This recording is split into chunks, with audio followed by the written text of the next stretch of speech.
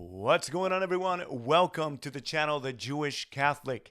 For today's video, as you probably saw, because I've been posting it on Instagram, which you better be following, at The Jewish Catholic, or if you saw here on YouTube, if you were waiting, I am excited to have my brother Clyde once again in the channel. But before we go and introduce him and have him share all the amazing stuff we have planned for today, I just want to say thank you for taking time to be here. If you're watching this in the already recorded version, make sure you stay linked either here on YouTube by subscribing or on Instagram so that you know when these type of videos are going to be coming up.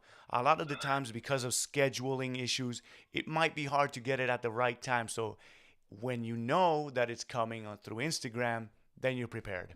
All that to say, welcome. Thank you so much. If you end up enjoying this video, make sure you give it a thumbs up. Make sure that you are ready sending your questions, your comments. We're going to read those towards the end. First, we have the amazing content by Clyde himself. And before we do that, we have our intro. So let's roll that.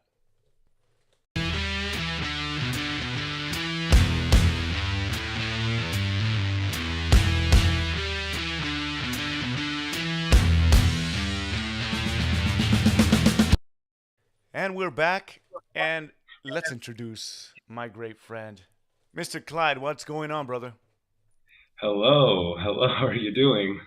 I'm doing well, and obviously, I'm excited to have you here. I'm super hyped. For those of you that don't know, I was just in another live video just like 10 minutes ago. So I'm already hyped up, and I'm getting even more hyped because the topic that we have for today, as you saw in the title, is Catholic Terminology 101.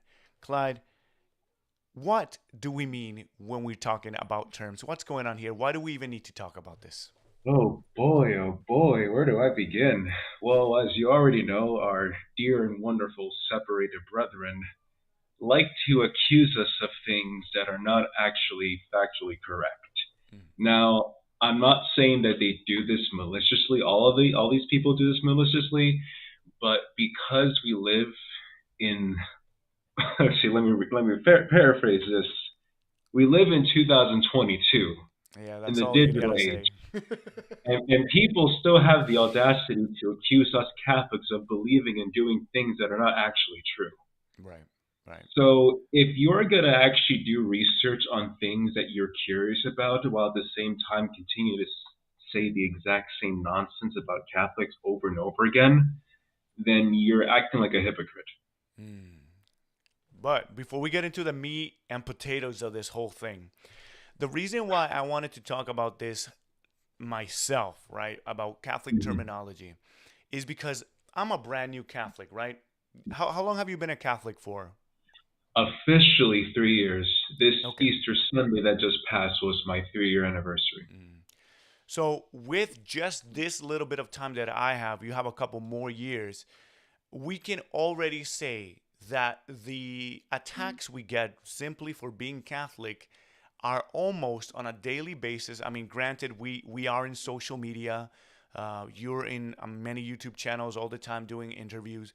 So it's understandable that we're probably getting a little bit more heat than the average person would get because we're there, right? We're posting content that is Yeah. deliberately Catholic and that is deliberately meant to inspire people to ask questions. And so with that comes what we're talking about now, which is a lot of times people see Catholics and they already have this preconceived notion of what a Catholic is and what they believe. So hmm we're first going to begin this video by talking about what are those myths that people assume about Catholics without really knowing Catholics or knowing about Catholicism. So, Clyde, could you share with us, just off the bat, without explaining what they all are, but what are some of the things that people seem to accuse Catholics of ignorantly? And then later we'll go into the terminology and how we Yeah. solve this matter. Well, well, first off, I want to say this. We live in a culture and in a society in which the ideas of beauty and the externals and everything that was once considered, part of our daily life, like having festivities that correspond to what religious beliefs that we once had. Nowadays, those things are now viewed as somehow weird, not necessary, or outright, crazy in a sense. And since our society has been moving away towards these things, in the modern minds, a lot of people will view the ancient customs as somehow archaic and not necessary anymore. When a non-Catholic or even a non-Catholic Christian, like Protestants, for example, look at the way that we Catholics do a lot of things, they automatically presume that what we do is completely wrong, weird. Some people will say it's stupid or pathetic, and others will say, like, this is not even in scripture. You guys just made this up. This is just simply based on pagan practices and whatnot. And as one example, as we get on a daily basis, is the idea that we do not worship God, or if we do worship God, we only put him on the side, and we only worship Mary or the saints Wait, wait, or wait, Clyde, any. I gotta stop you. Did I wear the perfect shirt for this? And the perfect medal?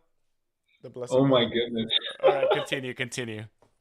No, but that's essentially it. Like, you also have to, and I'm gonna get all nitty gritty on this because when I was obviously, I'm a convert. I was raised a Protestant.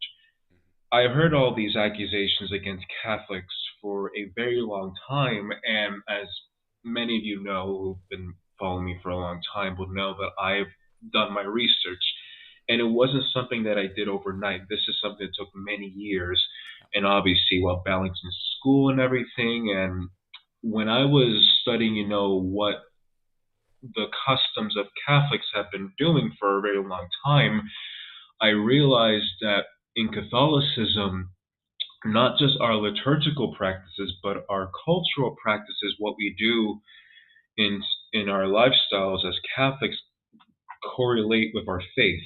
It's inseparable. So when a lot of evangelicals look at Marian processions, crowning Mary with like the flower crown, or parading with the Blessed Sacrament during specific holy days of the week, they automatically assume that this is somehow wrong or evil, not in sacred scripture. But when I was studying this for a long time, I realized that what they accuse us of as quote unquote idolatry or evil is no different than what they're doing when they're praising celebrities or going to football stadiums Mm, or going around praising individuals that won a competition or something. mm, And I said to myself, if you're going to accuse Catholics of quote unquote idolatry or not placing emphasis on God because we do this, that, and that, then that could apply to you, because what we do is really no different than what you guys are doing. And like I said, the reason why is because religion has become detached to culture, mm. and a lot of modern things in our society have replaced religion. Right. So we do live in a very secularist culture, and that's what tends to happen. But I'm gonna play Luther's advocate here. You like Oh.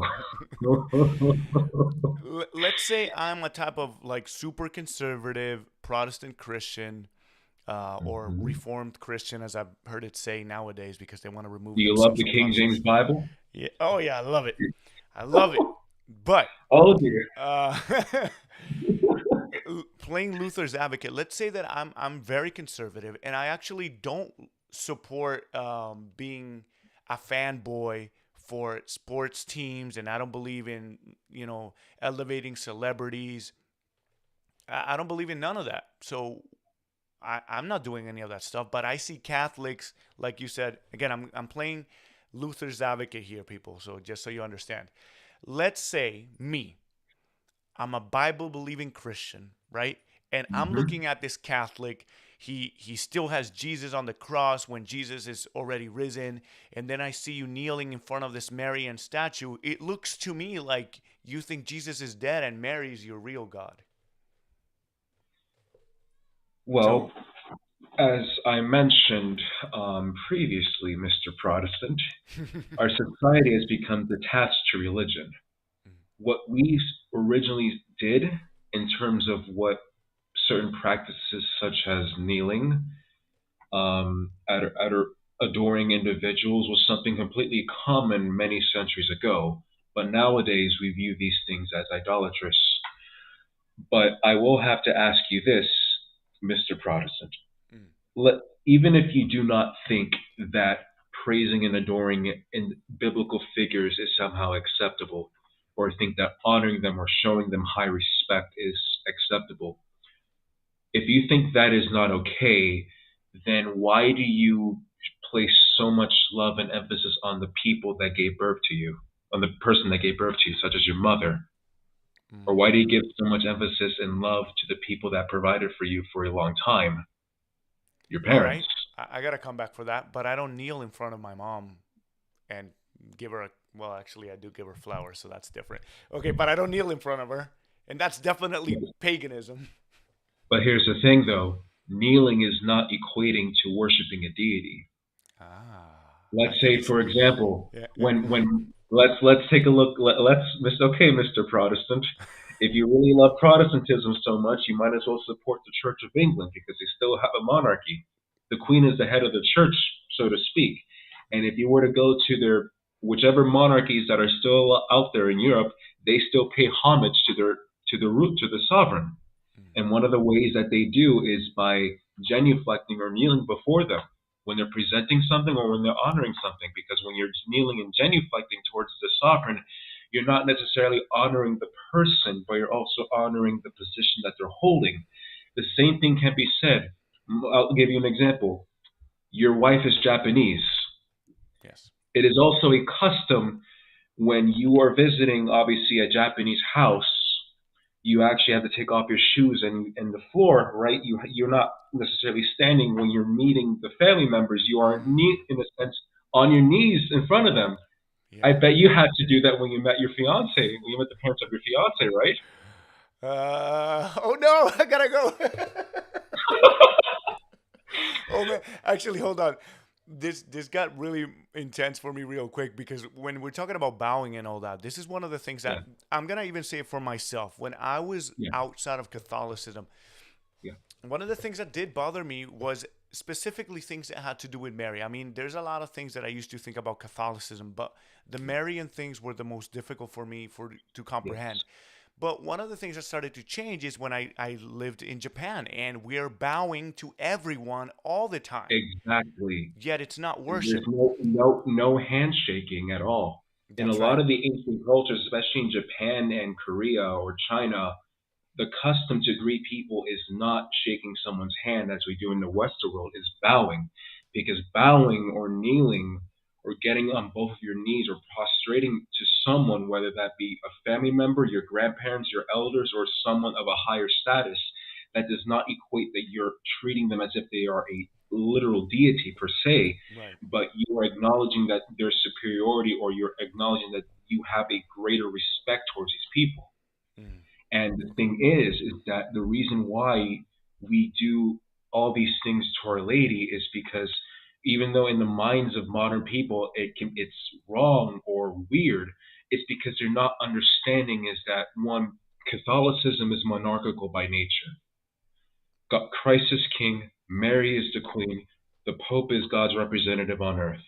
Amen. How we how we demonstrate our love and devotion especially towards Our Lady, is no different than what many monarchies have been doing towards their sovereigns.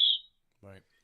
However, So, like I said, because we're living in modern society, we're not living in a society, and we're not living. I mean, Japan is technically a monarchy per se, but most people don't know. Most people right. don't know that. But of course, in America, it's not a monarchy; it's a republic. Right. But as So we know, we're not surrounded by all these things in a daily life. And when Americans look at monarchies such as in England, they are astonished by this because it's something that is not part of our culture. mm, absolutely. Now, I want to begin diving into this whole thing because we're talking about Yeah, Catholic terminology. yeah. And yes, for those of you that are watching either now live or later in the recorded version, I wanted to give this preface, right? So that Mhm. everyone that's watching and listening understands. Clyde and myself are not cradle Catholics. That means we were not born into Catholicism. And as a matter of Nope. fact, for me, I come from Jewish heritage, but I was raised for a majority of my life in Protestantism. From there, I went into Messianic Judaism and dabbling in Orthodox Judaism.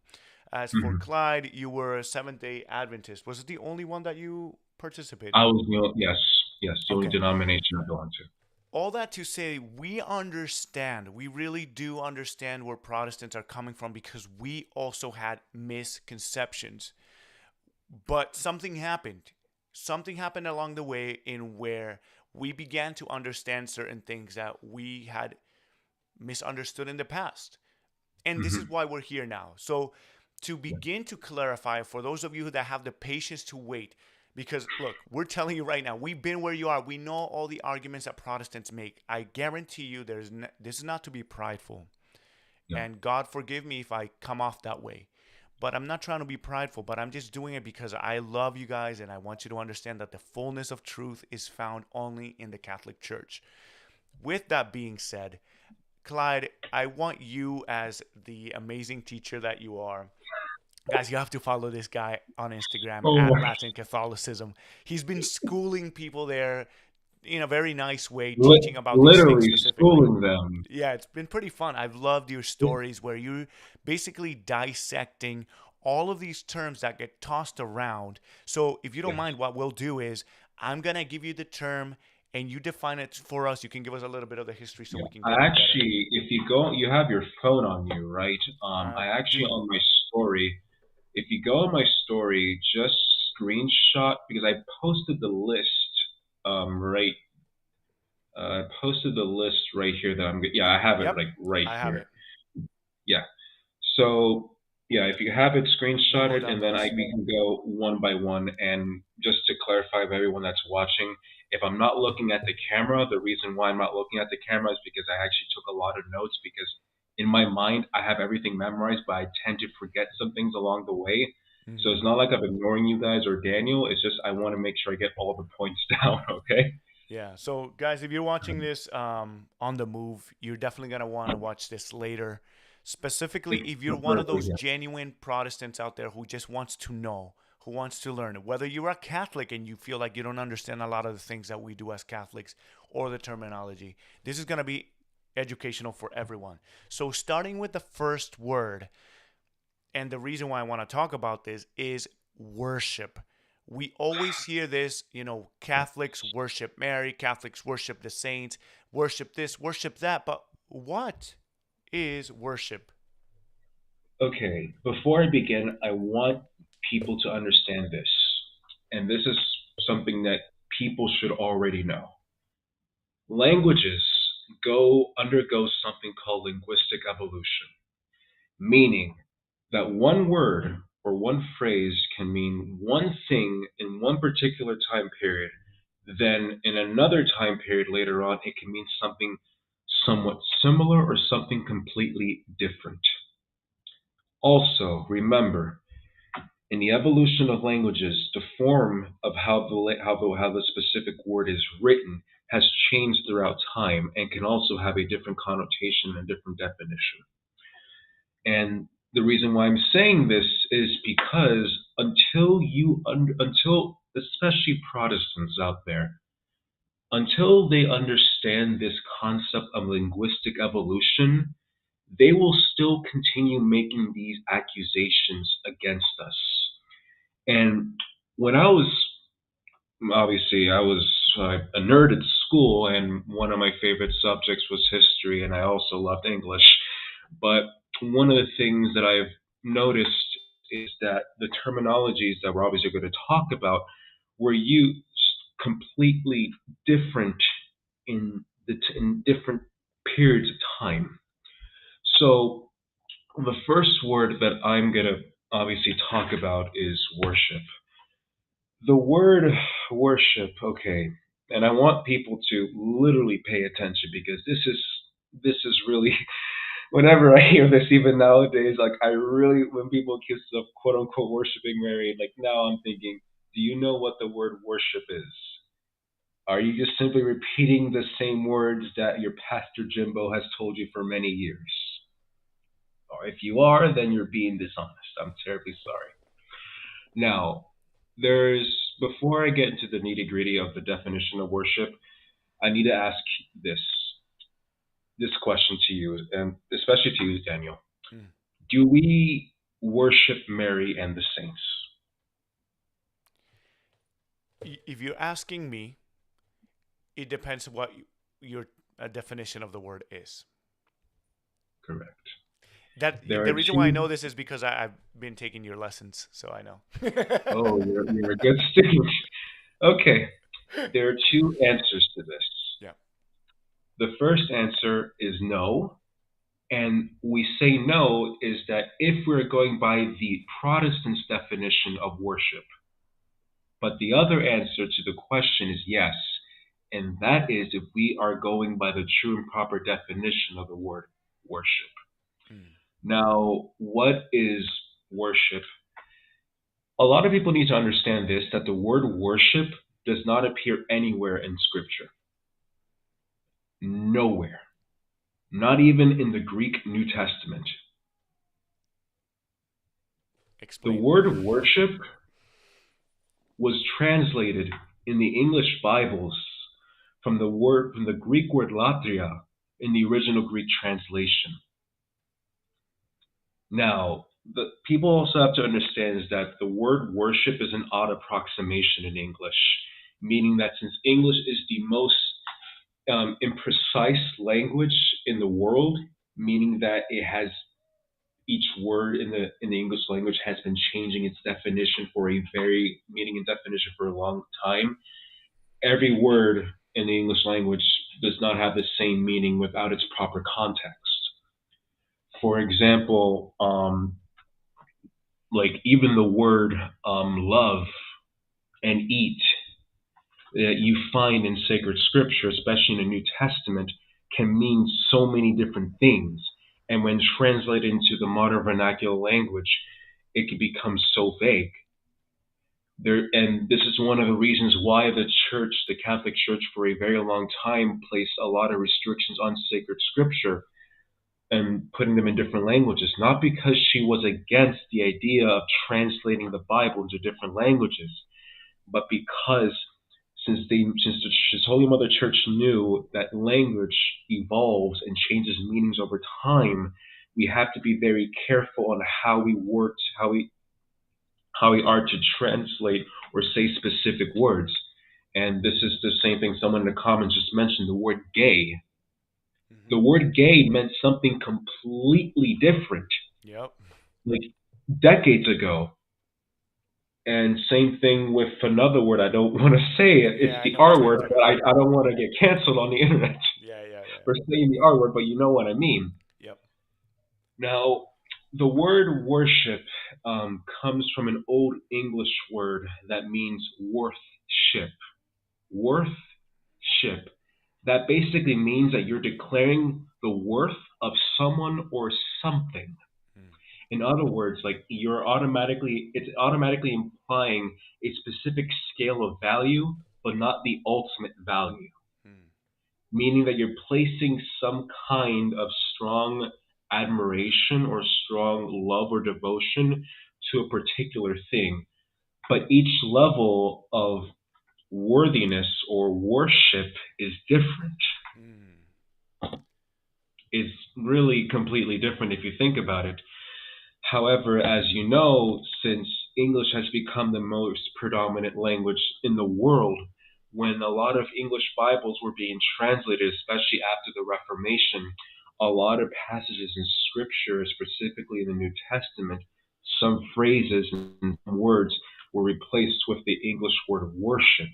And over time, as the ages went by, the word worship automatic will have now in the minds of so many people automatically equated to something that is given to only God.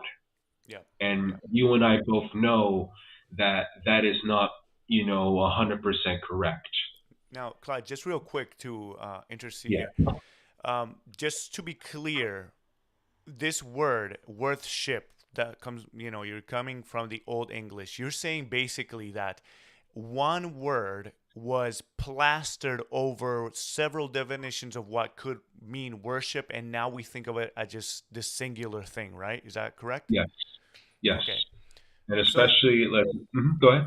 so if that's the case, what kind of things can the worship originally have meant versus what we think of it now? Like for now, when I think in a Protestant mindset of worship, usually what I would think of is like I am worshiping God if I am singing songs to Him, or if I'm reading the Bible, or um, I even if this is how far it went.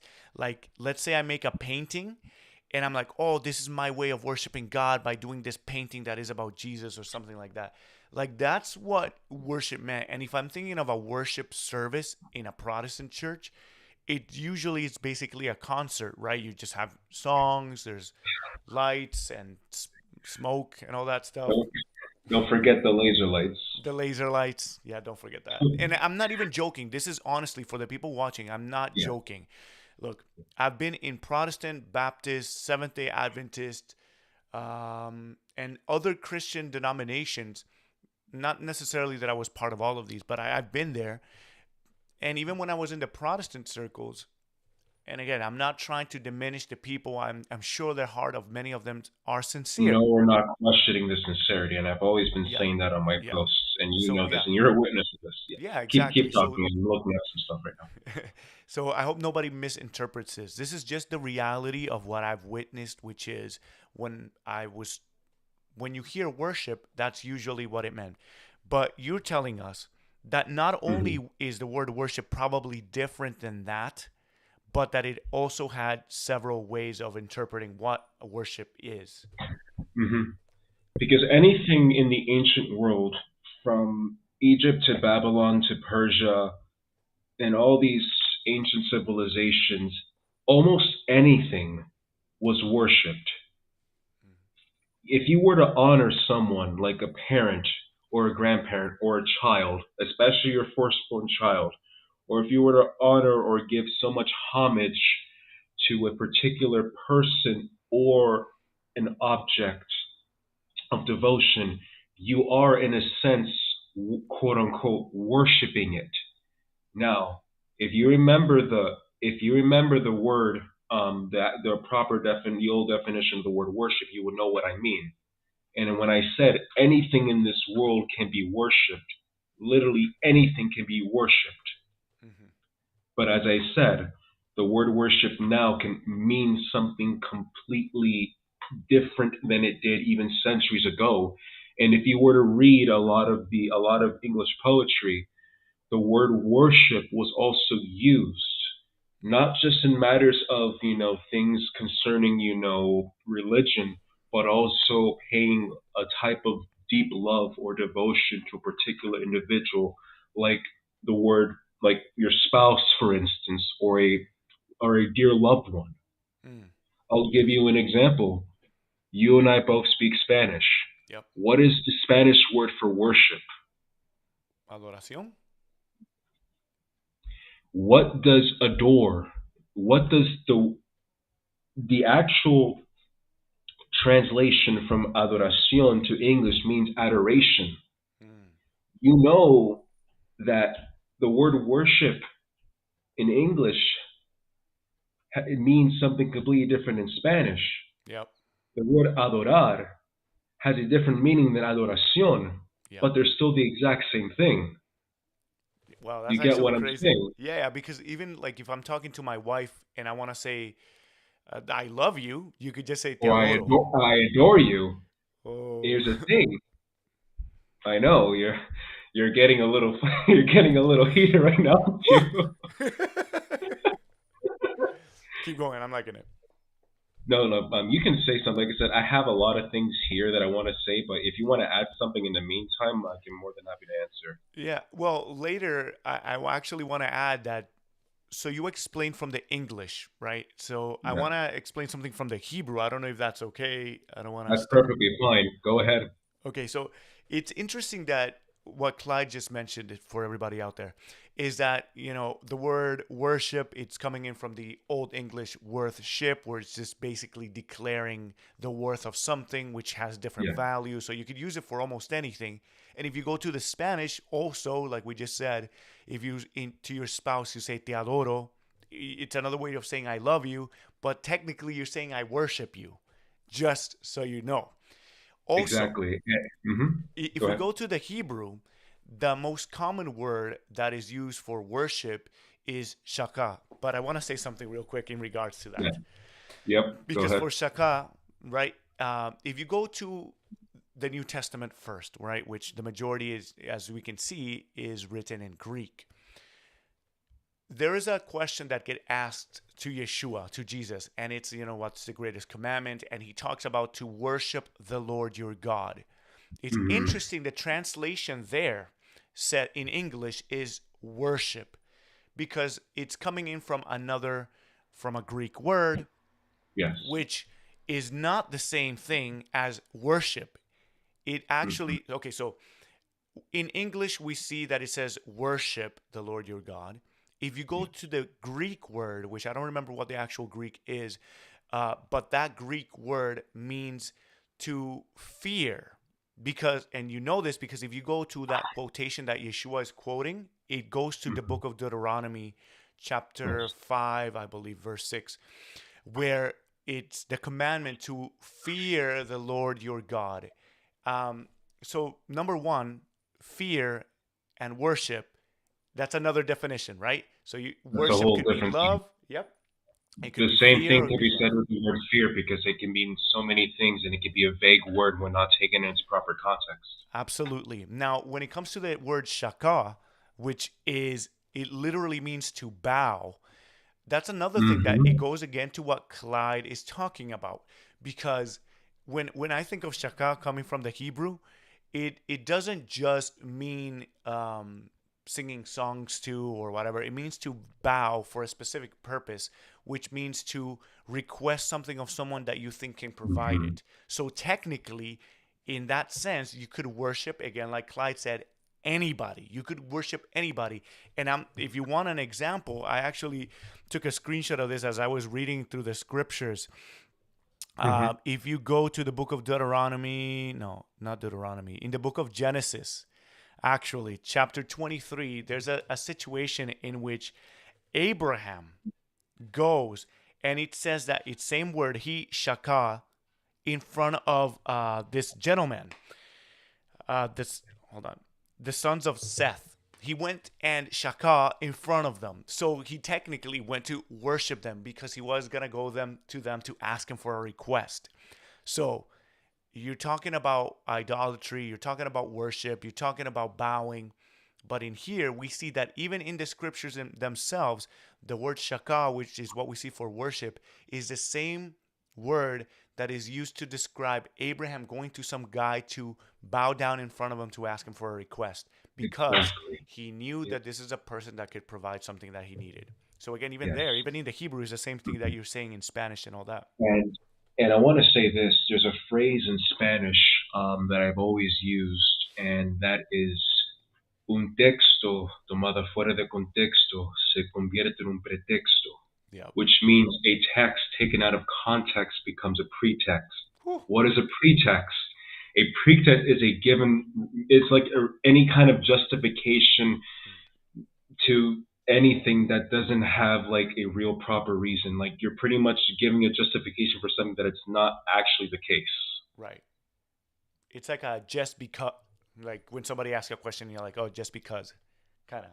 Yes, and when you're talking about the Hebrew, like when you mention the different meanings and connotations behind that specific Hebrew word, like if people do not properly understand this, they will automatically presume that Abraham was quote unquote probably worshiping that individual as if he was a deity, but that wasn't the case.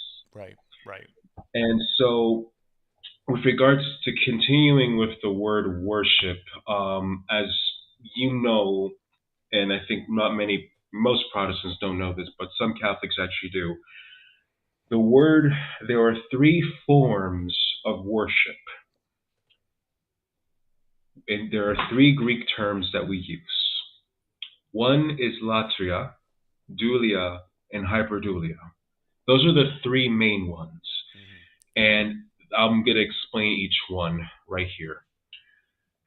Okay, so with regards to latria, because I wrote this down in my notes, I'm just going to read this off to you in case I want to get into specific details. Yeah.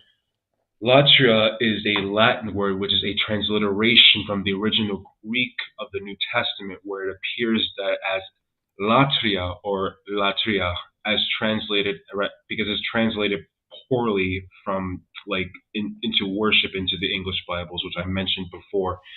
Because when a lot of English Bibles were being translated, when they saw the word latria, a lot of English translator automatically presumed that that meant worship. But sure, the word worship, even like back in the 1500s, in the 1400s or so, obviously they knew what they meant. But over time, when new Bible translations became more rampant and more widespread, unfortunately, the word worship, got its meaning, twisted into the word that we know today. Latria is a specific kind of praise and adoration that is given to God and God alone. And if you were to give that specific praise to another human being that is only meant for God, then you commit a very serious sin. Now, how do we acknowledge and worship God in the latria, in the sense of latria? Well, we first have to acknowledge his attributes. What attributes are we talking about mainly? One is omnipresence, his omnibenevolence, his omnipotence, all the omnis that we ascribe to God. That is what we are giving his praise to, in a sense, because we are acknowledging that God is infinite. He is the supreme being. And when we praise him and when we're giving him this specific kind of adoration, we are acknowledging him as our creator, but not only as our creator, but as the only deity that exists and will ever exist. Because he alone is to be owed that specific praise. He alone is the one that is supposed to be given that specific honor. In the book of Isaiah, and I know oh my goodness, I feel a little hot right now. In Isaiah 42:8, when God says that he shares his glory with no one, he is referring to the latria that is owed specifically to him. That doesn't mean, however, that doesn't mean God does not give honor or praise or glory or praise to specific individuals, or that he doesn't demand that we give honor to individuals. But what he's basically saying, that the praise and the honor that he is owed should not be given to another person or object. Right. Because God is supposed to be the center of everything that we do. Right, right. I was just gonna say, to add to that, it's interesting that you're talking about like honor and praise. Yes. And I mean, to explain this in a really, really easy way, just think about the fact that God commands us to honor our father and our mother. Mm-hmm. I mean, if he's commanding us to do that to our parents, but he also says that the honor and glory belongs to him alone, then that means that there has to be different categories. And you're saying that this supreme category of praise and worship and honor is known as latria. And okay, so let's say, I'm going to tell you this from my experience when I was first looking into this. And it wasn't until we started talking that I began to understand this a lot better. But when I went looking for the definition of latria and dulia and hyperdulia, I never found, and maybe this is the fault of Catholics or maybe it's my searching skills that were terrible, but I never found a practical definition. And so I can understand where Yeah. some Protestants are coming from when they say, okay, Hmm. you're just saying that dulia and hyperdulia, but practically it all looks the same to me. When you say you It worship looks. God because you sing to him, but you're also singing to Mary. So what is the practical example of what real worship to God alone looks like? And I think part of it you already gave. So I'm going to highlight it one more time and then you can give me other Yeah. examples. But one of the Hmm. examples you gave is the simple acknowledgement of who God is, which ties actually to the first commandment, which is, I I am am the the Lord Lord your God. thy God. You shall And not have strange gods before me. so that That is right the there, first yep. commandment. Yes. So right there is exactly what you just said, acknowledging he is God alone, and then you acknowledge his attributes. So that's a practical way. Hmm. What other practical ways can we Yeah. differentiate latria from other forms of Hmm. worship?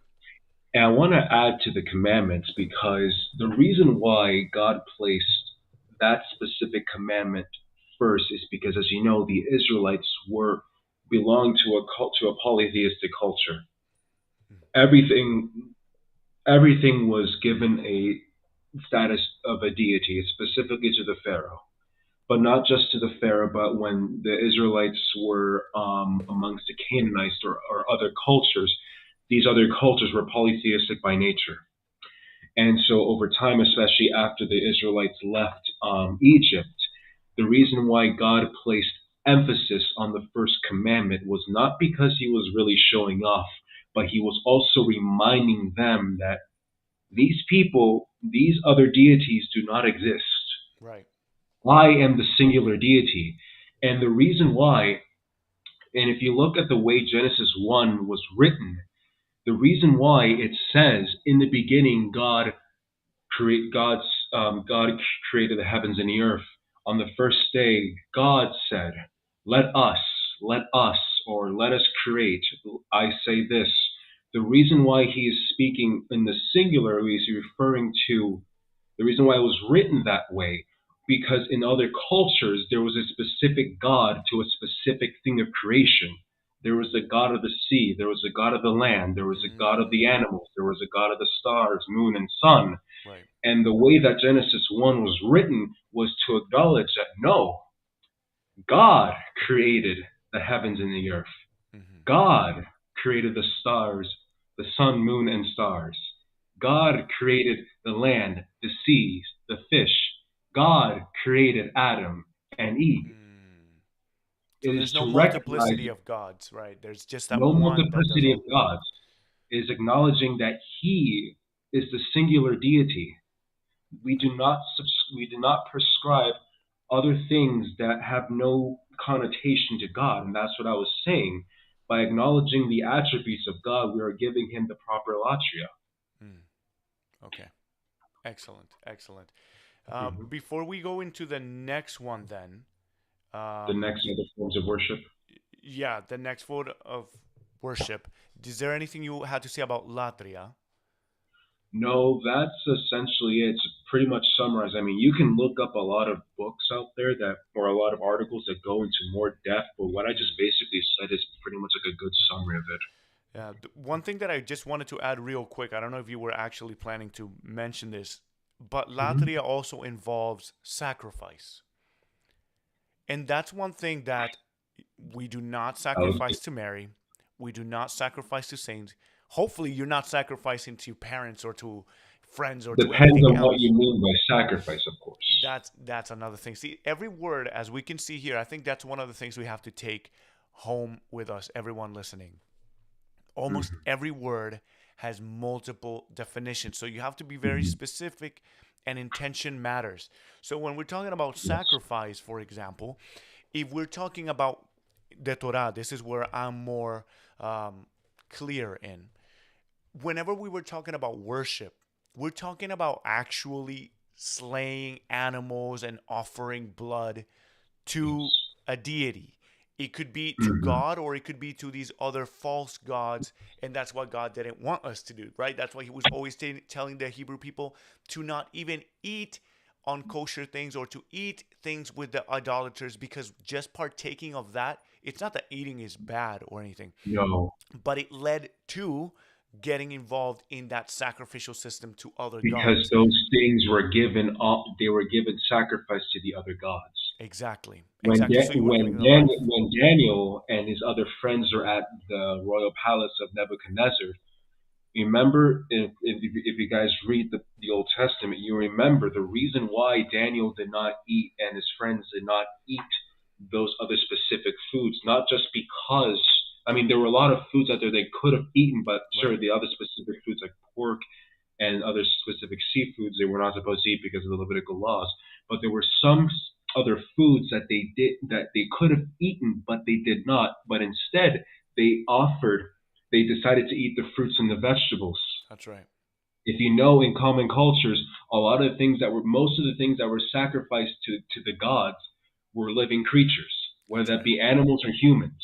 Yep. And the reason why Daniel and his friends did not eat of those specific foods was not because those foods were evil. They could some of them they could have eaten, but because That's they right. were sacrificed, they were given a type of worship to the gods of the specific culture. That's why they had to say no. Right. Exactly. Not even So, they didn't even drink the wine. Not even the wine oh they yeah, drank. that's They true. drank That's water. true. I didn't even remember that. That's actually true. It wasn't just the food; it was also even the And drink you know the because it was wine offered. in the Old Test in Judaism meant something completely different. Yep. Yep. So Exactly. So that's very powerful. I want to highlight that just because, again, sacrifice is another form of worship, latria, which is the offering of a life, which is what Clyde just emphasized. It yes, wasn't just like fruits and veggies. It was actual giving up a life yes, for this form of worship. So I'll exactly. let you continue into the next form, which I I believe would was it be hyperdulia? no dulia then hyperdulia. Okay. Actually no, I'll do that order. But I'm actually gonna go into the sacrifice thing before after the lachios after the forms of worship and other terminologies. But I want to explain the sacrificing thing in more detail after I explain the dually and hyperdually because they coincide and it Okay. goes with a lot of things that I've been saying for a long time. Mm. So dulia, it's describing is the type of worship that is rendered only indirectly to God through the veneration of martyrs, angels, or saints. It's a subordinate quote unquote worship that is dependent on and relative to latria in that it honors the creatures of God through their peculiar relationship with Him. Dulia is a Nice. term to the title of our renovate of Dulia is a term that denotes servitude and implies that the service of the martyrs, the angels, and the saints, their title to our veneration. Wow. And we are pretty much guilty of this form of quote unquote worship anytime the faith of others is strengthened of our own.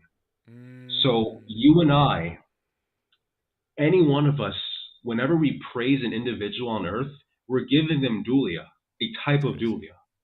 Wow. But the specific type of dulia that we give in Catholicism to the martyrs and the saints and to the doctors of the church or even specific people that are owed or veneration is because they have a direct connection to God. And obviously, each connection and relationship with God varies from different individual to individual. Hmm. So when Wow. we give a lot of respect and honor to our bishops or to the Pope, we're giving them a specific type of dulia. Wow. It's still the same kind of dulia that we do give to the saints or to the angels or to martyrs or whatever, but we're also recognizing that specific dulia to these individuals because one, these people hold high positions of the church and they've been established by God Himself. So the dulia in Catholicism that we honor has a direct correlation to what God has established and what God has intended for us. See, that's really good. And this is why I'm glad that you're over here explaining these things because I promise you, I've never. Okay, Latria was easier for me to understand, worship and things like that. But you just said something that was so powerful to me right now, which is that even Dulia, which is, I guess, the lowest level of worship that you kind of give, even that level that is given to the saints and the martyrs, is actually an acknowledgement of who God is. It's not, it Hmm. doesn't stop with like, oh, these people are awesome. It's they're awesome because God made them that way. So in reality, what we're doing is worshiping God through this by acknowledging God's work. That's pretty awesome. I like that. Hmm. Yeah. And the last form, the type of worship is hyperdulia. That is the quote unquote worship that is offered only to Mary, the Mother of God, who obviously holds the highest rank amongst all human beings. Hmm. Because, as you know, she is literally God's greatest masterpiece of creation. Amen.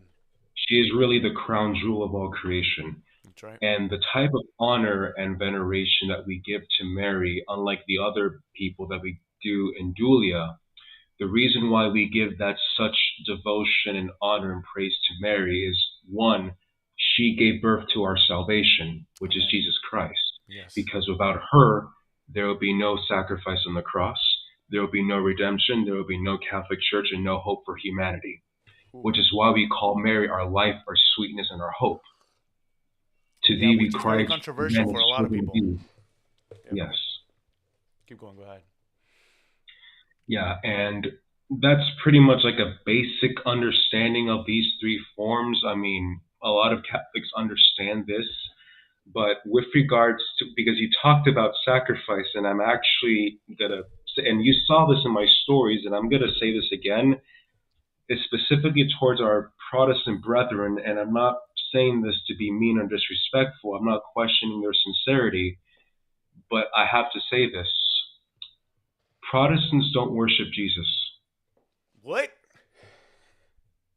Dun, dun, They dun. do not offer the latria that is owed to him.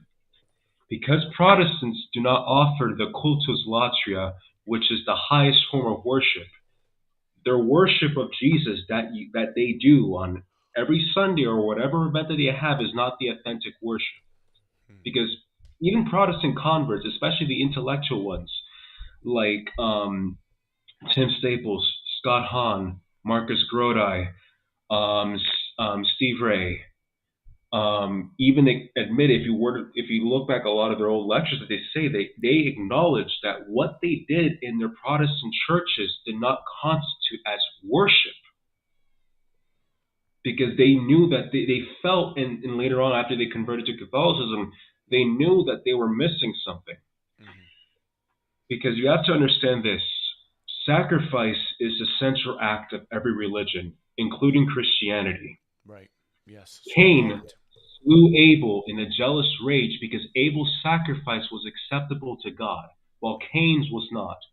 The first thing that Noah did when he got off the ark was to offer sacrifice to God. Amen. Abraham, Isaac, Jacob offered sacrifice, etc., etc.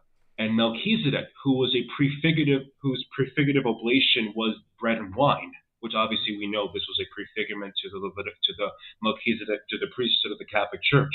Hmm. And what can we say if we minutely regulated the sacrifices of the Mosaic law? The book of Exodus, Leviticus, and Numbers go page after page dealing with manifold sacrifices Yep. that are to be offered in the altars. Amen. And obviously you're a Jewish convert, so you obviously know that in detail Yeah. Yeah. Yeah. what's the sacrifice that is all the sacrifices that were that all the sacrifice which are the antecedents of the ones are merely like a faint foreshadowing of what was offered or that will be offered and that is the sacrifice of Jesus Christ on the cross. Hmm. Protestants unfortunately leave it at that because they think that since Jesus did it once we can improve on that so therefore the idea of sacrifice is finished. Hmm. But yeah, but religion is not ended, Hmm. and the That's right. central act of religion of sacrifice, which is sacrifice, hasn't ended Wow. because Protestants do not have the mass. They see the veneration hyperdulia that we give to Mary or the dulia that we give to the saints on the same level on what they give exclusively to God. They In created a other glass words, ceiling. when all you when all you know is how to give God your second best, you think it's idolatry when you see other people giving second best to other individuals. Dang. I'm sorry, You that's get what I'm crazy. saying? Yeah, I get that. That's actually kind of it hurts. It hurts to I mean, even me as already as a Catholic, it's like, wow, all these years that people devote themselves to Christ. And of course, again, I don't know how many times I got to highlight this so that people don't get thoroughly hurt for no reason. We're not trying to say that what you're doing is not genuine when you sing to God, but what we're letting you see is that there is a depth to worship further than what you've been told this whole time. It doesn't end with music. It doesn't end with just reading the Bible and praying. Worship is so much more. And one of the highlights is what Clyde is bringing up is sacrifice. Sacrifice is the essential form of latria worship, which is the one that is given to God alone. So how do we as Hmm. Catholics partake of that? If what the Protestants are doing is not that, then what is it that we are doing that is that? The holy sacrifice of the Mass, because as I mentioned, sacrifice is the central act of one of the most important acts of religion in general. And since Protestants do not have the holy sacrifice of the Mass, the worship is that they offer, quote unquote worship, is insufficient. It's not really the authentic worship that is owed to God and God alone. But we have to acknowledge like a few things that, and I'm saying this out of respect. Protestantism is a heresy, and Protestants have unfortunately accepted heresy. We need to worship God in spirit and truth. Right. Not just That's a spirit fact. and truth. And number two, the absence of sacrifice from the adoration given to the Blessed Trinity is missing in Protestantism. Because why? They do not have the sacrifice of the Mass. Mm. Number three, failure to render honor to whom honor is due by the way of venerating Mary by the saints and the angels who are all entitled the cult of Latria and hyperdulia to the Blessed Virgin Mary. Since Protestants do not give honor, like most Protestants do not give honor to the saints or to Mary, the Mm-hmm. type of honor that they give to God, even though I'm not questioning the sincerity, is insufficient. It's not really complete Mm. because in their minds they think God alone, God is sufficient. I do not need anyone else at all. But you and I both know that's not the case. Right. God uses us. That's the whole point. That he's our God and creator and father. He wants to involve us in his work. And so, Clyde, would it be fair to say that by not participating in dulia and hyperdulia, which is venerating the saints and honoring Mary, that by not doing those things, we're actually also taking away from worship to God? Would that be fair to say? In a sense, yes, but in a sense, yes, because you remember when I was explaining dulia in dulia and hyperdulia, those things are in a sense connected in the religion in the Catholic sense to latria, because you remember when we honor individuals and give so much praise and adoration to saints and to Mary and to the martyrs and to the angels and to individuals, these individuals have a connection to God. Mm-hmm. And so by removing the dulia and the hyperdulia that is owed to these individuals, you can't and say that these people are not needed, they're not necessary, I only need Jesus, Jesus, Jesus. You're not really giving him the actual authentic honor and devotion that is owed to him. Right. Because like let me give you an example.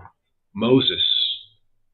You know that when people were praising and giving respect and honor to Moses, who was in a sense the mouthpiece of God, Mm-hmm. God's representative, anyone that respected Moses and honored him and gave him the respect that he deserved was honoring God. And you know what happens when people went against Moses and disrespected him? It Mm-hmm. was almost the equivalent of going against God. Yeah, the earth swallowed Korah and his followers because they were disrespecting Moses and his role and position. In other words, so it's kind of like that, like what you're saying. By doubting the and by not acknowledging the works of God through the people he has chosen, you are taking away from God because you're saying, God, you don't need those people, even though it was God's plan to use those people. To So you're use those people. denying, yeah, you're denying God's will by saying God doesn't need them when it was God who decided to use them anyway. So this is what happened Mhm. exactly with what you're saying with Moses. And God chose him to mhm. be that mouthpiece, and people were doubting him, and the earth ended up swallowing them. And if you really think about it, if you look at the way Protestants worship or honor Jesus, it's almost the equivalent of the hyperdulia that we give to Mary. Mm. Because Yeah, why do I say hyperdulia? Because we know we do not offer that kind of sacrifice to Mary. right. And since Protestants do not have the holy sacrifice of the Mass, the honor and devotion that they give to Jesus is somewhat similar to the type of praise and adoration that we give to the Blessed Lady. Right. Because you see, without the holy sacrifice of the Mass, without the central aspect of our Catholic religion, you can't really truly worship God outside of the Catholic Church, Mm. which is why the Catholic Church has emphasized, and I can't remember the name, I think it was Pope Pius XI, that that has said that the Catholic Church is alone that offers the true worship. Mm. When he said that, he was saying that Catholicism and Catholicism alone, since this is the fulfillment of Judaism, continues to continues the practice that God commanded us to do, which was to offer, the Mass. Right. Do this each day in remembrance of me. Mm. Remember, we're not re-sacrificing Jesus Christ Hmm. because it was the ultimate sacrifice that was paid once and for all. That's right. But when Jesus Christ said, "Do this in remembrance of me," he is acknowledging and telling his apostles that what you were all doing, what your ancestors did, what I'm doing to you now in this celebration is the fulfillment. This, what you all did and what your ancestors did, led up to this moment. And I want you, my followers and my bishops, to continue this tradition. Hmm. Absolutely. Man, this is deep. And look, even in the Jewish world, right? I'm going to just give a little bit of background where I'm coming from. One of the things that the rabbis sought to do after the destruction of the Yes. temple is to come up with an alternative or a solution for the lack of the temple, the sacrifice, and the high priest. And the solution that they came up with was very Protestant. It's like, okay, we don't have the temple, we don't have the sacrifice. What do we do now to worship God? Well, let's do prayer, obeying the commandments, and almsgiving. And that is our new form of worship. The problem with that is its insufficiency. This It does is not meet the perfectly. requirements. So this is the issue why a lot of people, they get attracted to the Jewish roots of the faith, and unfortunately some of them end up dropping Yeshua and end up going into rabbinic Judaism, not realizing that they're going into this horribly lesser form that does not compare to what used to be, because back in the day they had the temple and they had sacrifice, which was essential. Now, Clyde, because of time, I want to make sure that we keep going through all these points. The next one Yeah. uh, that we have is prayer. What does it mean to pray? Because a lot of Protestants think that's also worship, right? So when we pray to the saints and Mary, we must be worshiping them also. What is it? The word prayer, to make it simple, it's another old English word, and it's an English word that has developed over time, but it still retained its meaning, which I'll explain in a bit, up until like later on, like the 1800s, or in like the late 1700s, 1800s, when the meaning somehow slowly changed. But what the word prayer really means is just a deep plea, or a or it's like a deep begging, or like an act, or a deeper plea to an individual. So it's like hearkening up onto someone or begging someone or pleading someone to, do this, do that. So when you hear someone, I pray you don't do this, Mm, that person is literally saying, like, I implore you to truly not to do this. mm, And even if you read like a lot of English poetry and in English literature, the right. word pray, it has been used to, when people were conversing, you heard the word pray used in that specific context. That's true. That should be a little bit easier for people to Yeah. understand because you see it exactly like you said in old English, old literature. Oh, I pray thee, come with me, or something like that. Hmm. Right. So yeah, that one should be easy to understand. So then you're saying that we're not actually necessarily offering any latria to God. I mean, to the No, saints, right? When we're worshiping. because So, praying is just another word for talking. woo, there we go. Because, That and simple one of enough. the things that really makes me cringe is that Catholics need to stop using this, because unfortunately, because they, like I said, because since prayer has been used to equate to worship, and this response to Protestants is kind of cringe in my eyes. Whenever I hear say, "Oh, we don't pray to saints, we just talk to them," but Mm, what that doesn't really make any sense, because praying is the exact same thing as talking to someone. mhm. I kind of don't like using that response when Protestants are asking me about Yeah, yeah. praying equating to worshiping, because it kind of defeats the whole purpose of what authentic prayer is. True, true. All right. Shall we move on to the next one? Yeah. All right. So for the next topic is divine. That's I Hmm. mean, that's another one. I think we did handle the hardest one right off the bat. So these next ones Yeah. should be quite easy to define, Hmm. but very Yes. important because we call Mary divine. And Yes. that's a That's a fact. and that's a word that to a lot of people would be like, whoa, whoa, whoa, whoa. Divine sounds like divinity, which means like you're No. making her a goddess. No. No. So No. could you No. explain that one? Divine is just another word for heavenly.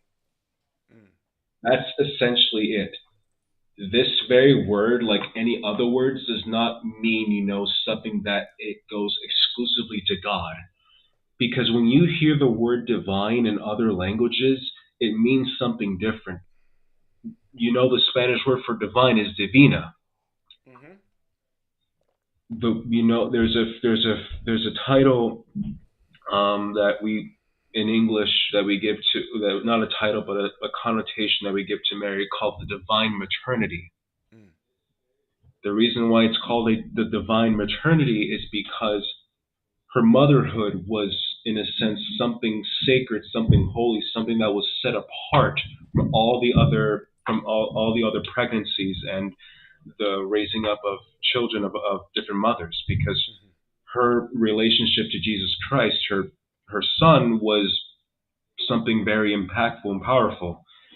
And I mentioned this a while ago, like the word divine, like in Spanish, Italian, and Portuguese, like can denote to different things or places, because anything in a sense, since we know the word divine really means heavenly, anything that comes from a divine source or a heavenly source is heavenly or divine. Mm-hmm. For example, the papacy came from Jesus Christ. Jesus Christ, came from heaven down to earth and gave us something, something holy to us. The papacy, for example, the sacraments. Hmm. And I'll give you another example. When we talked about divine, when you mentioned Mary, many people don't know this, but if you read True Devotions of Mary by St. Louis de Montfort, the first few pages, he called Mary divine. Now, if you read the original French, even when back in those days, the word divine had different meanings back in the day. And when we were to read, if we are to read St. Louis de Montfort's book, True Devotions to Mary, nowadays in the modern context, Mm-hmm. if we were to read that nowadays with our poorly understanding of the word divine, we will think that St. Louis de Montfort is elevating Mary to a status of a deity, but that's not the case Right, right. because St. Louis de Montfort in that particular instance was acknowledging that she is something pure, holy, heavenly, something that is beyond us. Yeah. Now, I just Because wanted she to is say not like, something real quick. Somebody here said, this is from Armando. He said that, let me actually put it on. It says St. Thomas calls, I'm assuming St. Thomas Aquinas or St. Thomas, no, St. Thomas Aquinas probably, says that we are divinized by participation, not by nature. Well, yeah, technically we are divinized by taking part in Yeshua's sacrifice, right? That's the whole point too. Sorry, I just wanted to mention that but our also. very nature, our being is not divine per se, in the sense that we are, literal gods per Right, se. That's what right, he was saying. right. So it's all again a participation when it comes to divine. All of these things have their source in Christ, right? Through God.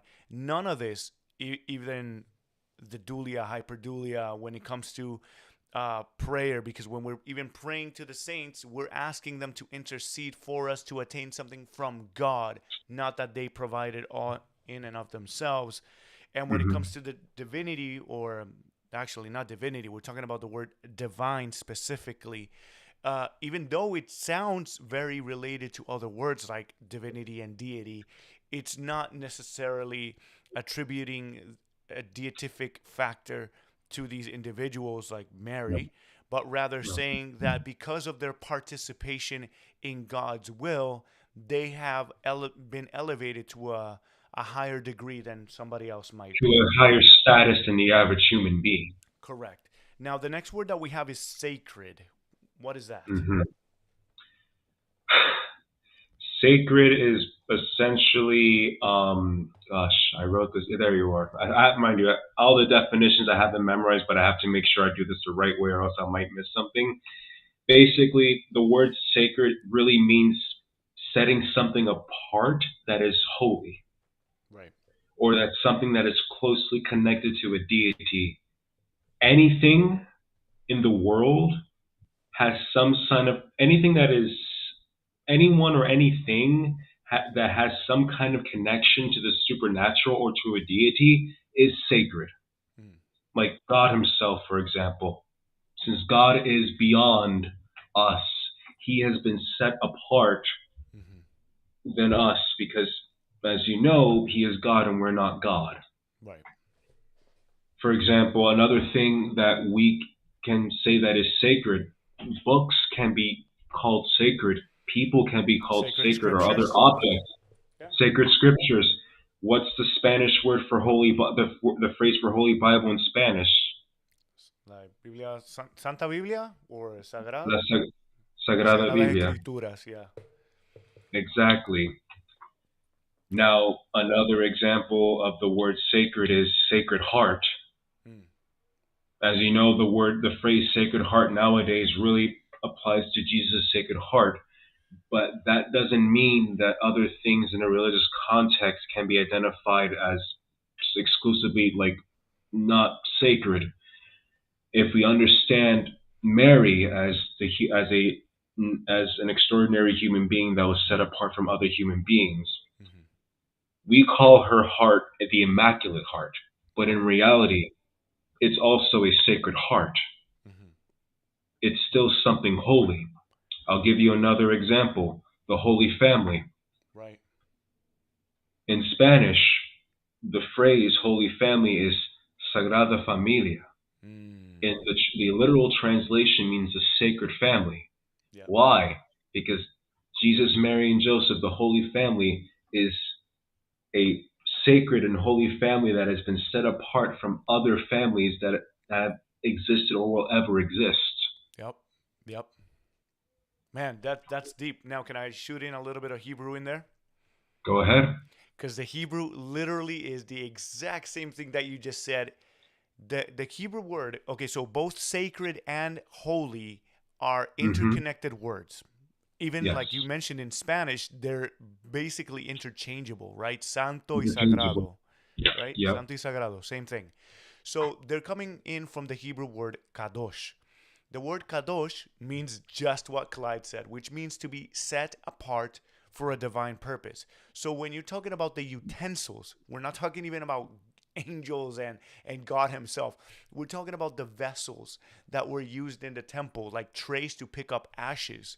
They were Mm-hmm. called kadosh Mm-hmm. because they were made separate for a specific purpose relating to God. Again, like we've been seeing through all of these words, everything is relating back to God in one way or another. So all of these Catholic practices, they're not meant to be a distraction from God, but rather to point back to him as the source of all because he is God. So again, Yes. kadosh means set apart. So God calls you and me to be holy. He says, be holy for I am holy. So we're called to live a sacred life, a life that is separated for God. So there, I just wanted to shoot that in there extra.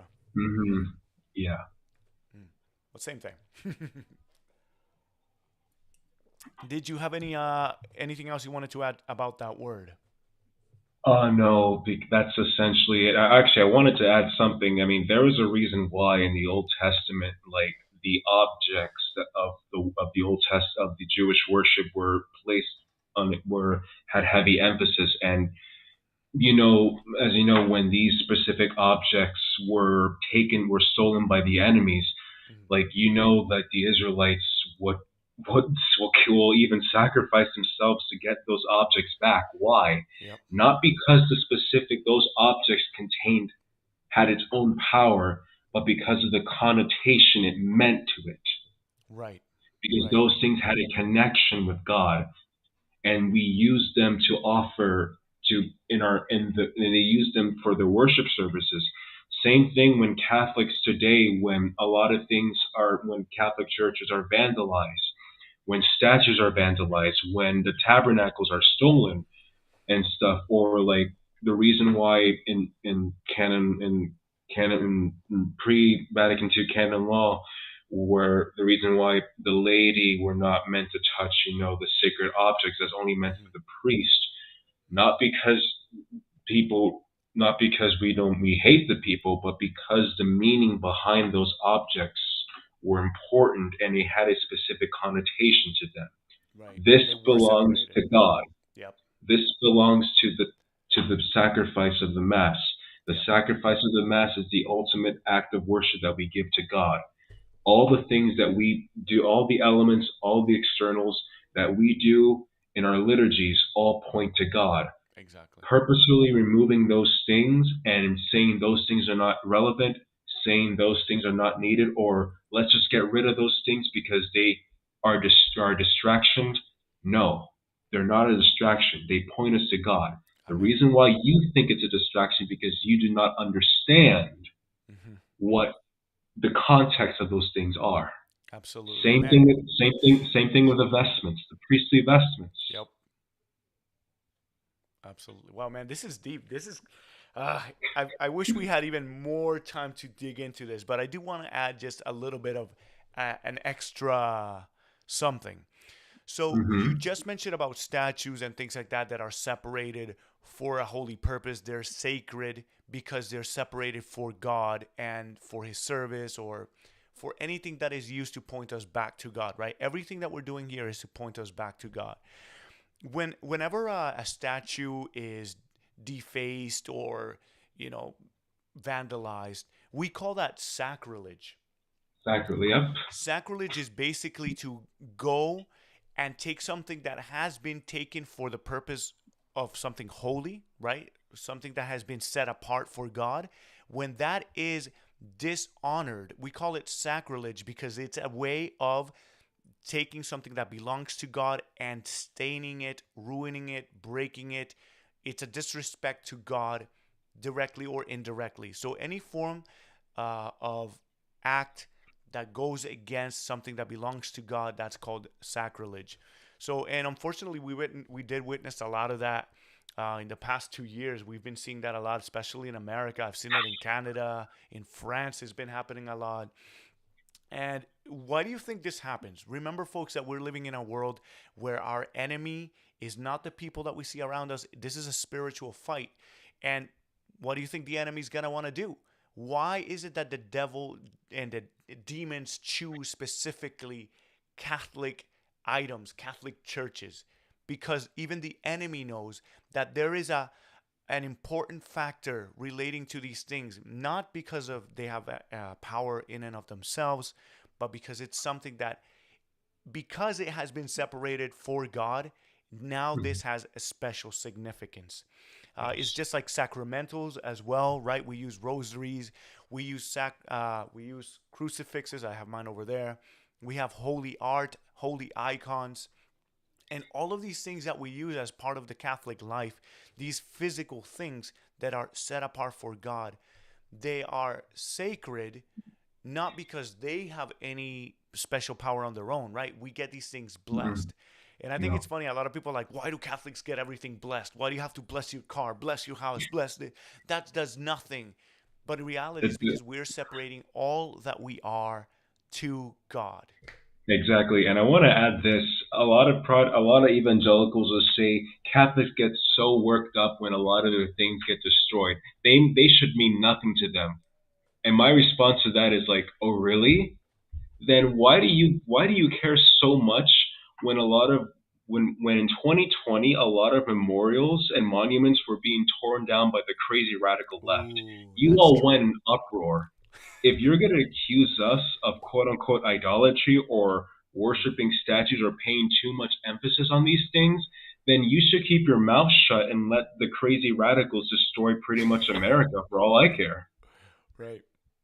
Or the flag, right? Like when people see like the flag Exactly. getting, You yep, people will accuse us of worshiping Mary the saint. Well, at the same time, they pretty much give the exact same type of honor that we give to the saints and to Mary to the flag. right. And Americans, and especially a lot of hardworking evangelical Americans, will get so worked up if the American flag touches the ground. Yep, yep. If that doesn't mean if the American flag means absolute if the American flag like holds such significance to the average American, then it's completely no difference to the type of respect and honor or the emphasis that we give to Mary or the saints or sacred objects because we know that those things or those individuals have importance. Yep. Yeah. And look, this is And not to say that you shouldn't respect the flag. Sure, do so. no, no, But I'm not adding.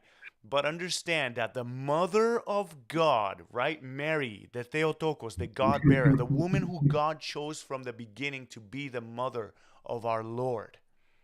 That, if you think the flag deserves honor, imagine how much more Mary deserves. Exactly. Right. And one more word that I want to talk about. Hmm. I think I pretty much went over the main ones, I believe. Yeah. But one more word that I want to talk about before we do the Q&A is idol. Now, Yes, please tell us that about this because this we're always I accused want of worshiping idols. So. now I'm gonna be reading off because I have a lot to say, but I summarized it in my notes. Mhm. But I'm just gonna read it off of the notes I said. The word, and I'm also gonna be looking at the camera at the same time, so forgive me if I look distracted. You're good. You're good. The word idol is not an intrinsically evil word. Mm. When you know the proper concept of worship you should understand that the word idol and worship are two completely separate things.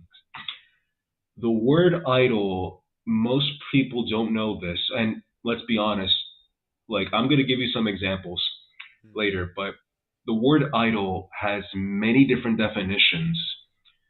One definition is a common one is like an image of a deity or it has given divinity and used as the object of worship. Another definition, which is the most common one that we see, is a false god Mm-hmm. Yep. or anything, or it could be anything or a person that has given the object of excessive devotion. Now, the word excessive in this case obviously has given a negative connotation that is, unnecessary or an imprudent amount of excessive, praise or adoration, Mm-hmm. which depending on the context, it can mean different things.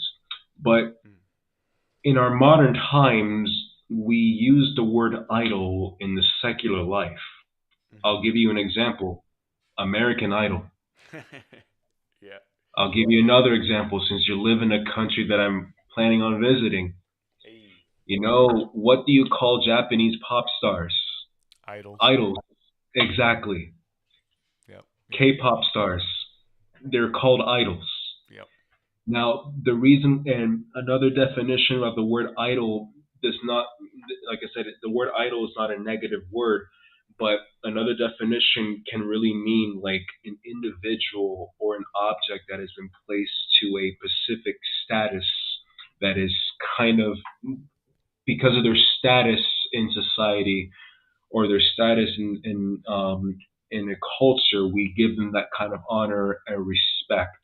Right. It could be excessive, it can be little, but that specific kind of adoration or praise is given to that individual. Mm-hmm. Really,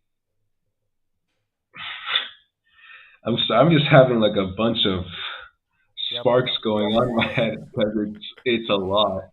Now, fun fact: the word idol, it's a Middle English word that that came from the word yidel Mm. or yidol, Mm. which came from an old French word that means idel or idol, Mm. and from the Latin it comes from idolon. Now, I do not want you to interrupt when I'm saying this. Ah, man, I already Do know. I not, already do know. not, do not say anything. I mentioned this before in our very first video, Yep. but I'm gonna blow some people's minds, and I'm gonna blow your mind again. Let's do it. So, the word idolon is the Latin word for idol. That means image or form of appreciation. That Latin word idolon came from the Greek word eidolon, which has the exact same meaning, which that Greek word came from another Greek word which means eidos, which means form and shape. Mm. The word idolatry, the actual word idolatry, is essentially two words: Mm. idolon and latria. Whew. That's a big one. Together, they make the Greek word idolatria. You get what I'm saying. You get now Yep. you now the word idolatry in this particular case, as we know, it's two words mixed together. It really means to give anyone or anything the practice of latria, which is a specific, as we know, it's a specific kind of homage or veneration or adoration. Mm. And we know that latria is obviously the ultimate act of praise and adoration that is owed to God. Mm-hmm. So now that we know this, like, what's the Spanish word for idolatry? Idolatria. It's the same What's thing. the, what's the Italian and Portuguese word for idolatry? The exact same thing. Mm. When you give something a specific attributes that are only meant for God and God alone, that is the proper meaning of idolatry in the religious sense. That doesn't, just because we give praise and homage to Mary, to the saints, or to the Pope, or to the bishops, or the priests, does not mean idolatry. Man. Because remember what we discussed in the beginning with Latria. Yep. When we give Latria, we are acknowledging God's attributes, Right. the omnis that I explained. Yep. If we were to say that Mary is omnipresent, which is an accusation that many Protestants will say, that she's omnipotent, she's omnibenevolent, Mm-hmm. that would constitute as the religious sense of idolatry, idolatria, Yep. because we're giving a latria, a praise to the Blessed Mother that is not meant for her. We are prescribing attributes, specific attributes that are only meant or that only belong to God. Yep. Wow.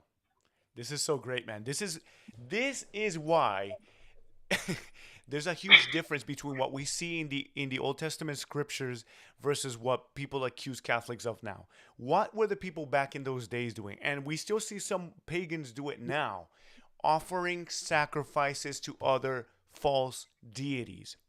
They were Mm-hmm. offering that latria, which is acknowledging these false gods as creators, which only belongs to God, attributing omnipotence to these false gods, which only belongs to God.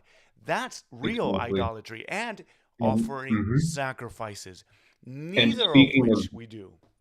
and I want to add to that what you said. I'm going to give you an example. Let's look at Exodus. We all know the whole thing with the golden calf, right? Mhm. The reason why the golden calf was condemned by Moses was not because of the statue. It was not because of the object. It was what the people were doing. It was giving attributes to that specific object. Yes. If the Israelites made the golden calf and said, "This is a golden calf," or "This calf represents our struggles that we had to go through and then God liberated us," that would have been acceptable. But Hmm. because the Israelites said, "This is the God that brought us out of Egypt," and they were giving the type of praise and adoration that was Yep. specifically given to God, that is what Moses was condemning. That is why the golden calf was destroyed. It was not because the calf was evil in a sense, but because the Israelites were prescribing attributes. I'll give you another example: the brazen serpent that was made by Yes. Moses. Oh man, you're That was about an to object of get me started. that was an calm down. That was an object of veneration. That was an object of veneration, and God approved it. That was Commanded another it. He proper use commanded of it. a statue. But if you read further in the Old Testament, the brazen serpent was destroyed. God commanded that brazen serpent to be destroyed. Why? Because over time, unfortunately, the Israelites was actually giving idolatry or giving attributes that were only meant to God to the brazen serpent. So we acknowledge that, and this is common sense, that even things that God allowed that to be objects of veneration could later on be an object of idolatry later on. Right.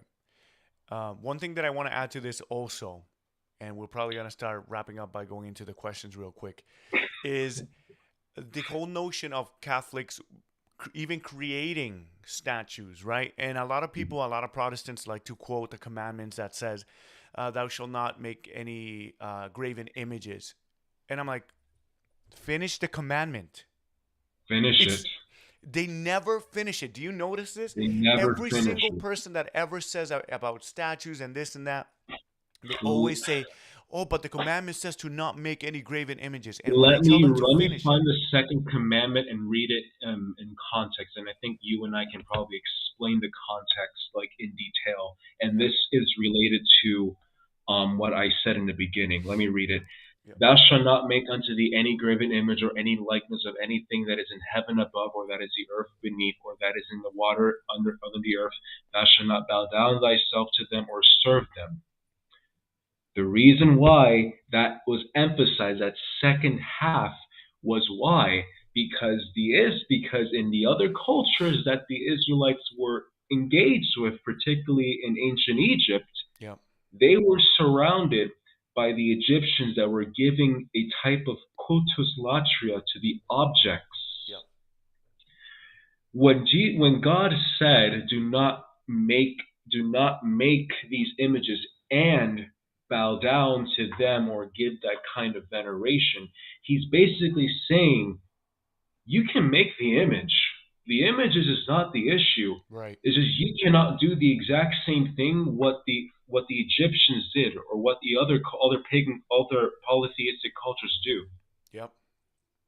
And if God forbade images, if God said no images whatsoever, then then he would have been a massive hypocrite for having Moses make the brazen serpent, having commanding Moses and the Israelites to create the cherubim, Yep. to and have On top and of et the ark. cetera, et cetera.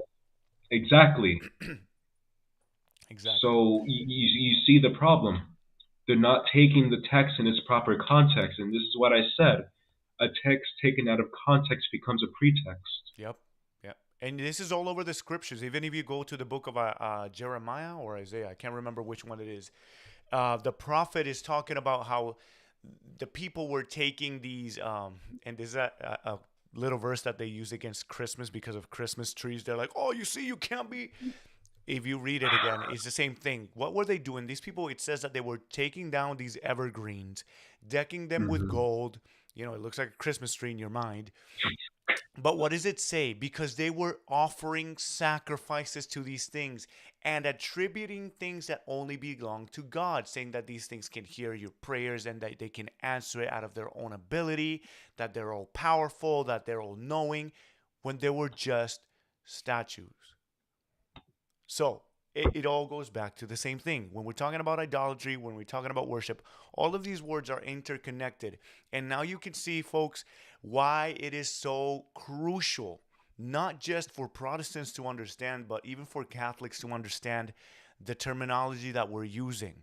Because a lot of times we're being accused of things that are so off base simply because people don't know the history of words and they don't know the No. proper context. And even with things such as the commandments, completely out of context, they never finish the commandment. It doesn't just say do not build statues. It says to not make these images, to bow down and serve them. In other words, to worship them and attribute latria to them. All right, Clyde, are you ready for some the questions we have? Of course. All right. Folks, thank you so much for staying tuned. We're going to try to shoot through these as quick as possible. I'm going to try to go through the top. Somebody here, I think it's Ahmad. Would you, sorry, would you say misconceptions about the Catholic faith stems from anti-Catholic early America? I'm actually talking about Americanism in my story. So, Yes. um, can you repeat the question because I think it's kind of vague. I probably misheard it. Can you repeat it one more time? Yeah, so I'll just paraphrase the actual question. Ahmad is asking if we think that the reason why there is so much misconceptions about Catholicism is because of the original anti-Catholicism that existed in America. Yes, but you have to understand that that anti-Catholicism came from Europe, mainly in the Protestant dominant nations such as England.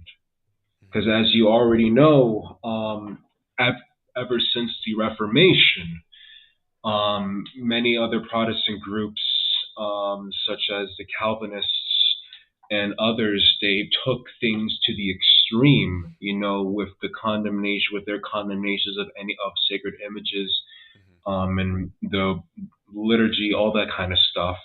And they applied a lot of misconceptions and particular attributes in order to damage the reputation of the church. Right. And it wasn't until obviously the discovery of the Americas and when the colonists, until a lot of the colonists that came from England to America, they still adopted a lot of these. They accepted and continued a lot of these misconceptions about Catholicism, but as more Catholic immigrants came to America and started populating and growing, more misconceptions and beliefs about them that were not true came and morphed and became a lot of quote unquote conspiracy theories about us. And unfortunately, because most Catholic Americans did not defend the faith, they unfortunately allowed a lot of these misconceptions to continue and persist even to this day. Right. Even though anti-Catholicism in America now is different than the anti-Catholicism from before President John F. Kennedy, I mean, sure, we still have a lot of remnants of that religious anti-Catholicism Hmm. today, but it's not as extreme or prevalent because, as you know, America right now has become less religious and more secular. Yep, yep, absolutely. All right, so I'm gonna go to another one over here. This is doesn't seem to be related to what we're talking about, but I just want to answer the question real quick because I guess it has to do with terminology. Yes. Um, William Cash, and I'll answer this one because I think, Hmm. you know. It says God commands the synagogue of Satan to bow before the church in Revelation. Uh, I just want to say something real quick in regards to what the synagogue of Satan is because a lot of people have no Yeah. idea what that means. A lot of people think it means Hmm. Jews because No. they hear the word synagogue, it means Jews. A synagogue is simply a gathering place. Like Yeshua went to the synagogue, the apostles went to synagogues. The church, the early churches were essentially basically synagogues. It's just a gathering place. That's all a synagogue is. Or Hmm. you can call it a congregation, or you could call it a church. It's the same thing. A congregation, synagogue is the same thing. It's a meeting place. Yeah. The synagogue of Satan is basically anyone who denies the messiahship of Yeshua. So technically, yes, it could include some Jews, but it also includes atheists, it includes Buddhists, it includes Muslims, anybody who denies the deity, the divinity, the reality of Yeshua, that is the synagogue of Satan. So I just Yes. wanted to answer that really quick Or in these any terms. any ecclesia can be a synagogue of Satan. That's right. Any ecclesia, exactly. Mhm. And that answers the other question that somebody else said, which is what is the synagogue of Satan? So let me keep going and see what other questions. Hold on. I'm just going down through these. Oh yeah, somebody mentioned about the word gay and its different And meanings throughout history. Yeah. I mentioned, We were talking about worship. Okay, some of these are things that we've already answered. I'm gonna go down yeah, to the bottom and see if there's any new ones. But it looks like you guys have all been answering each other, which is great. I'm glad that you're all having the conversations and answering. Um, have you heard about the? Okay, I'll just put this in here. It's not necessarily related 100% to the topic, but I guess in a way it is. Ahmad is asking, have you heard about the tabernacles in Catholic churches that are being vandalized today? hmm Yeah, I mean, yeah, we have. I mean, this is one of the reasons why, especially in my social media, I don't get too worked up on that. It's not because I don't care; I do care, but I also acknowledge that it's something that is not new. Yeah, A lot of correct. the people that are vandalizing Catholic churches and taking the tabernacles, like the most of these people are secularists, radical leftists, liberals, and even Satanists. But Yeah, before these types of people came into the picture and started vandalizing, the main two groups of people that vandalized Catholic churches were Satanists and Protestants. yeah, that's true. Like even in the English in during the Reformation period, and when Catholics were persecuted heavily in England, a lot of Protestants would go to Catholic churches during Mass and assault the priests. And while the priest was, with the precious body, blood, soul, and divinity of Jesus Christ, they would literally take it off their hands and smash it to the ground. They It's even crazy. steal tabernacles and just throw them away, even burn them. Yep. Yeah. Absolutely crazy. So it's not to say I'm not disconnected from these things. It's important, but it does not surprise me because since I already know this is something that's not new. Right. Has been going on for a long time. I want to add this comment over here by Saint Charbel, Miracle Worker, which thank you for coming to the channel. This guy's the best. Always here. Says this is why Catholicism is so weird slash strange to Protestants. It's temple Judaism, vestments, priest, incense, etc. Yeah, and that's the thing. This is what we've been trying to say throughout this whole video, which is it's weird to Protestants because they have this ceiling that they've created over themselves where they can't see that there is more to worship, more to what prayer means, more to what these terms actually mean. So, Hmm. yeah, there's a lot more that they're missing. Yeah. Let me see what else we have. I don't know. Were you able to see any questions that you wanted to answer Not before we wrap up? not really, because I think during our conversation I may have answered the questions that people were planning on typing. Yeah, yeah. I think we covered a lot of these things that. Okay, there's a random question in here that has already been answered in the comments, but I think you can answer it as well. New Noise is asking, can a regular person or can regular people give the Eucharist? I'm assuming they mean like because they typed this when we were talking about the importance of the Eucharist, right? And how it's sacrificed. So some Protestants, and I sent you this, which is so funny that New Noise put this comment because I sent you something, Clyde, on your story. How now there's this group of Protestants trying to partake in daily communion because Yes, they're like, and they're yeah, using yes. matzah, which is like Oh my! the bread that we use for Pesach. So I okay, was gonna can tell regular you. people do it? I was gonna tell you don't do it. It's not worth it. I mean, I know I wanted to say something too, but I'm like, let's just relax. Let's just see. Let's just see what. Let's read the comments first. Yep. But it goes to show when I saw that video, like when these Protestants are discovering something, like you do realize that we Catholics have been doing it first. Yep. Yep. So just for a little bit The, of context for everybody who's watching, you don't know what I'm talking about. So on Instagram, I saw a reel that this lady posted, and she puts in the screen a piece of matzah, which is unleavened bread, and a little cup of, I'm assuming, grape juice, because a lot of Protestants don't really use wine when they do wine. communion, right? So she's Most like talking Protestants about how don't. it's important because it helps to remember Yeshua, and this is a Protestant Christian. This is not even a Messianic Jew or anything. And she's like, "Oh, all Christians should be doing this even daily," and I'm like, "Bro, there's so much wrong here. First of all, this is not real communion. This is not the No, Eucharist." And I understand. I don't think it's something wrong to, like, if you're having bread and wine to be no, contemplate Yeshua. I don't think that's necessary.